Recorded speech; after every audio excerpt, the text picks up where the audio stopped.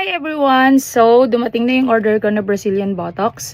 So, yung hair ko, as you can see, hindi pa naman siya pangit na pangit, pero kita nyo naman, medyo dry na siya. So, nireband to nung February. Ayan.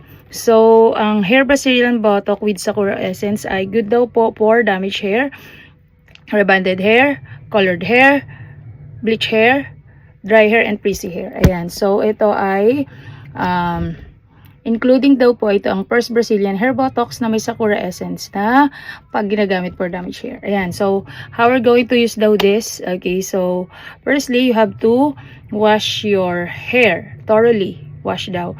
Okay. And then, apply Brazilian botox sa inyong hair evenly at i-massage daw to sa scalp. And then, you cover it with the shower cap for 20 minutes. And then, after that, rinse it the Brazilian hair botox na mawala na siya, and then follow up with the normal conditioner. Ayan.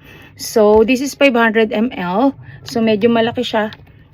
And then, if you open siya, ayan. So, meron siyang lid cover. May lid cover siya. Ay, ayun yung matanggal. Ayan. And then, it's color pink. And, it smells like yung naamoy ko na mga pang-reband. Yun, siguro kasi nga may hair straightening effect siya. Ayan.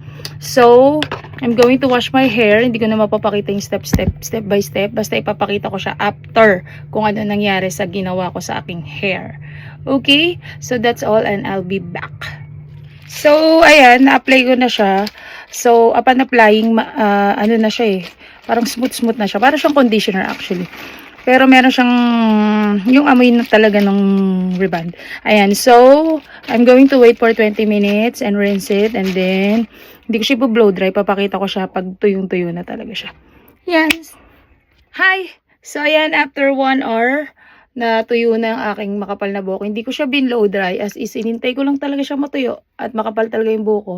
No? So, as you can see, parang walang masyadong nagbago, no? Di naman siya talaga nag-straighten effect, no? I think ito ay just a treatment for the damaged hair, colored hair. Yan. So, pero kasi may mga nakikita ko na talagang sobrang kulot tapos naging straight daw, ganyan. I don't know if it's true to their claim, no? Siguro hindi talaga one size fits all. Ibig sabihin eh, kung okay sa kanya, okay din sa akin. Ayun. So, for me, I think nagkaroon ng konting pagka-straight, no? Pero, not as much, I think. Parang parehas pa din yung nangyari. Pero, nag-smoothen naman siya, no? I think, kasi, yan, no? Kagaya niyan, yung mga yan. Same pa din, eh. Parang, wala talagang nagbago. Pero, yun, nag-smoothen naman, and, I think there are parts na nag-straighten, pero not necessarily 100%, no?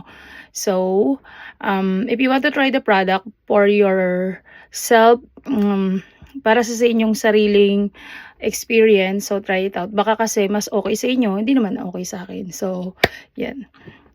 That's all for the Sakura Essence na hair botox. Bye-bye!